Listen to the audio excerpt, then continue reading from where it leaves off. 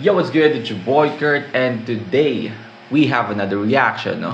So, naglabas si Looney ng bagong album, no? Ang pangalan ng album niya is Meron Na. And marami sa inyong nag-request na mag-react tayo sa mga, sa mga kanta na ando sa album na yun, no? And sa mga pinaka-most requested is itong Tugmang Preso, no? Sabi nyo, sobrang bangis ni Looney dito, no? So, kaya, ito na mag-react tayo dun ngayon. And syempre, ngayong araw, no, kasama ko ang aking asawa, si RC, kasi mga pinakamalulupit na lyricist sa Pilipinas, no? Natutulungan tayong i-decipher. I-decipher tong kantang to. Sabi niya, sobrang bangis daw ni Looney dito eh. So, kinakabahan ako mamaya. Pati ako matanga, no? At least, two heads are better than one, no? Para intindihin yung kanta. Again, tayo ng Tugmang Preso. This is an official lyric video, no? 38 minutes ago, nung na-upload siya, no? So, it means that yung una, nung nilabas tong album, official audio lang yung meron. At least ngayon meron tayong, official lyric video, no? Hindi na tayo matatanga. Looney yan, eh, no? So, kaya, minsan kailangan mo talagang intindihin maigi. But, ang niya pa naman gumamit ng Dinator. Opo, si Ryan Dinator. Oh, wait lang, play ka na doon ng kape. Alright, kaya without further ado, no? Get it. Isang sikat na flip-top rapper ang inaresto sa bypass operation sa Makati City. Siya si Marlon Terranama sa mas kilala bilang si Looney. Members of Makati's Drug Enforcement Unit have arrested the rapper Looney. Nakuha na sila ng ilang pakete ng droga. Miyerkules ng nakarang linggo, nag-aresto si Looney at apat na iba pa matapos mag-discuss ng push for highway marijuana. Bagamat makulay ang mga pagbalat, alam mo mahusay ang pagkakalahat.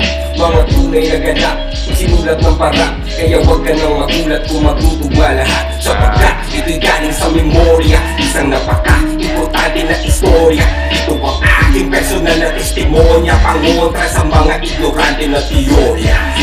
Ito ay tunay na buhay, wala akong dahilan para magsinungaling at mga detalye balikan. Dito ang kwento kung paano kami tinaniman ang marijuana ng mga parak na mukhang Taliban.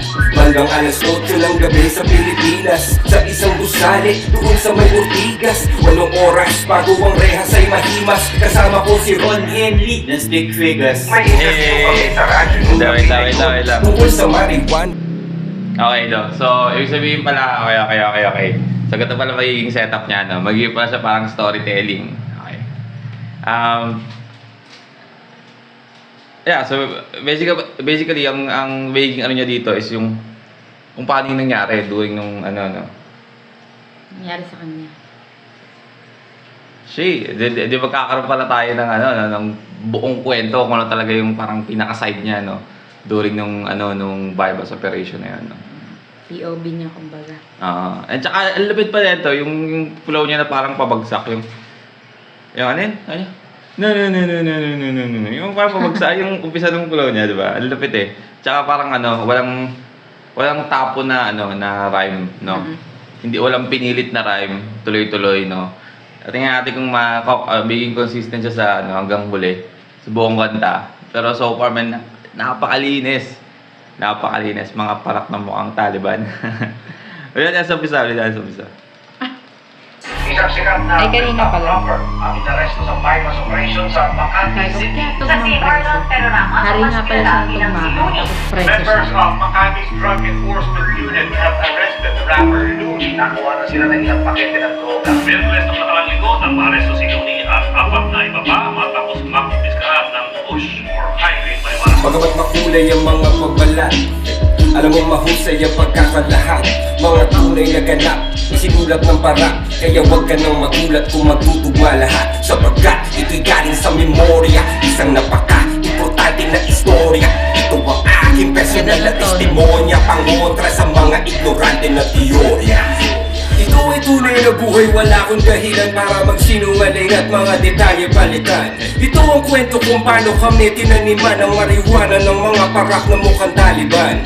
Hanggang alas 8 ng gabi sa Pilipinas, sa isang gusali doon sa may Ortigas. 8 oras bago ang rehas ay mahimas, kasama ko si Ron Henley ng Stick Figures. May interview kami sa radyo nung gabi na yun. Tungkol sa marijuana at sa legalisasyon. Pagkatapos namin umalis agad sa istasyon, dahil meron pa akong pupuntahang isang okasyon dun sa poblasyon, birthday daw ni Sean.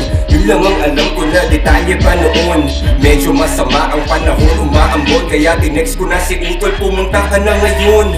Umiwalay na si Ron, sumakay ng taxi, dahil bukas may recording pa kami ni Clamsy. Utol kong si Idol, sinundo ako sa lobby gamit ang aking Subaru na tunog Ferrari. Saan tayo pupunta? Private daw na party. Yung reception ay isang hotel dun sa Makati. Bata na may cancer, pumunta kanyang mami. Idol ako ng anak at rap ang kanyang hobby. Pangalan daw ay Sean, walang pake sa money, kasi handang magbayad kahit magkano si daddy. Lumambot ang aking puso nung una ko narinig. Naawa ako kay Sean, mga luha ng ilid. Nung nalaman kong lagay na daw ng bata tagilid. Di nyo kailangan magbayad, pupunta ko sa event. Rekta sa Makati kahit traffic ay kainit.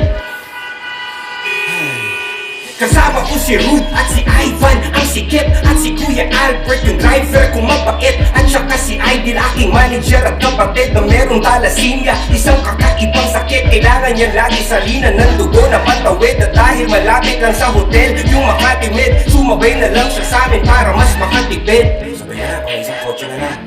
Yung katabi ko sa backseat, si Ruboy at si Ivan. Documentation, security at hype man. Balay siksikan kami sa aking chikot. Huwag malikot, tatlo kaming mga lalaki sa likod. Pagdating sa Makati, sakto lang yung timing. Nag-text na rin yung mami at nagsabing nag-start na daw yung party, sa basement daw yung parking. Salamat sa pagpunta, pasok lang kayo darling. Pagbaba ng kotse, hinanap ko yung main floor. May nagpalitrato sa tabi ng elevator. Idol pwede favor, baka pwede magpa-picture, kasi idol na idol ka talaga ng anak ko na grade 4. Nagselfie kami dalawa sa kanyang razor, tapos tinutok sa akin yung baril nito. Sorry sa pausing. Alam ko na ang ganda ng kwento, pero gusto ko yung linis ng linya na yun. Ang linis ng ano na yun, ng flow na yun, men. Tayo na naalala ko tuloy si Eminem sa ganung flow. No, pasensya na. Nag-spas lang ako sa flow, no. Tsaka yun pala gusto kong sabihin, no, na sobrang linis. Simula hanggang dito sa part na kung nasa na tayo ngayon. Sobrang linis. Walang pinilit na flow. Walang cheche bureche. Kasi iba, di ba, parang ginagawa nila pag mga ganito klase storytelling. Lumilihis na, ang dami ng metaphor, ganito, para lang matugma nila dun sa sinimulan nilang tugma sa kanta, di ba? Sa kanya hindi, parang pag pinainggan mo siya, parang normal na kwento lang niya. Pero tugma lahat. Wait, tayo na, hari ng tugma talaga, no? Lupit eh. Yeah, Terminator, pero bilang narrator, lagyan natin ng flavor para di masyadong halata yung trauma ko na major. Nakakagulat lang sa katutak na ninja cup sa amin ang tumambang. Parang hutang clan, lampas ang puro mabas sa van. Pasensya na idol, napag-utusan lang. Humambang paatras at wala nang nagawa. Tinutukan ng bereta sa mukha, pinadapat, pinusasan, pinapatingin sa baba. Mga bulsa namin isa-isa nilang kinapa. Akala ko kidnap for ransom ang sadya, o kaya baka prank lang to na malala lang iyak.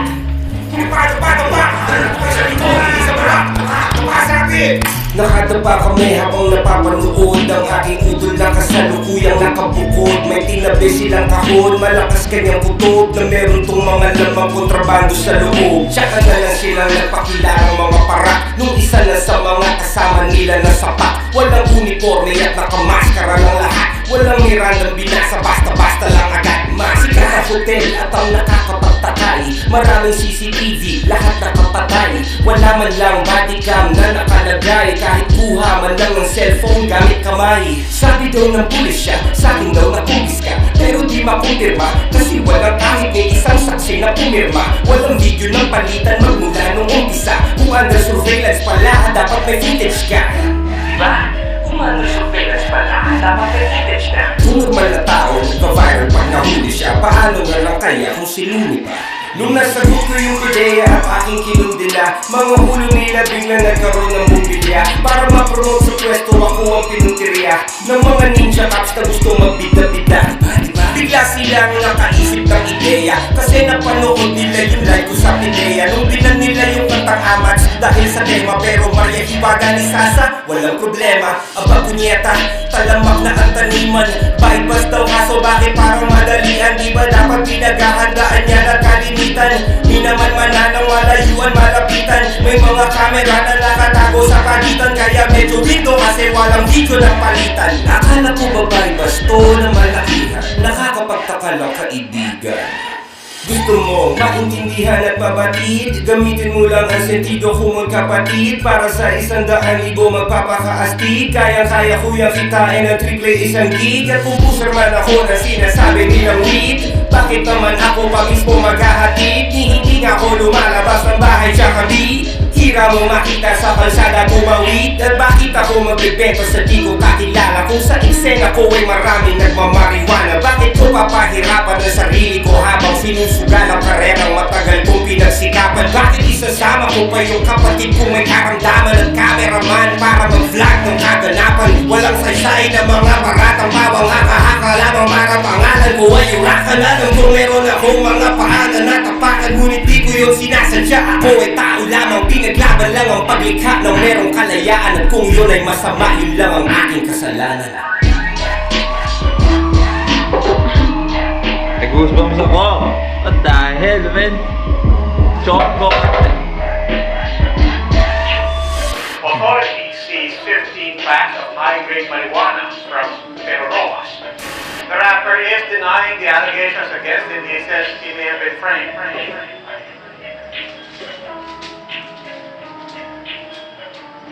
Alright, well again, that's Tugmang Preso, no? Looney. Ang sabi mo dyan? Napaka-chill lang yung pagkakakwento niya. Tapos